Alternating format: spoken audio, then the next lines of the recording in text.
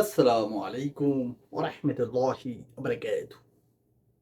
অবসরে যাওয়ার পরেও আমাদের আব্দুল মালেক কাকু চেয়ারে বসেন। মাত্র ৩ দিনে ৩৪ কোটি টাকার গোশ। লাগা বেলকিস সালা। এটাই আমার সোনার বাংলা। এটাই আমার সোনার স্বাধীনতা। অবসর চলে গেছে, তারপরেও অফিসের যে লালসা সেটা শেষ করতে পারেনি উনি। কালবেলা নিউজে দেখলাম উনি, তারপরে উনার অফিসে অনেক দালালরা এসে দাঁড়ায়। তো এই ছিল সংবাদ।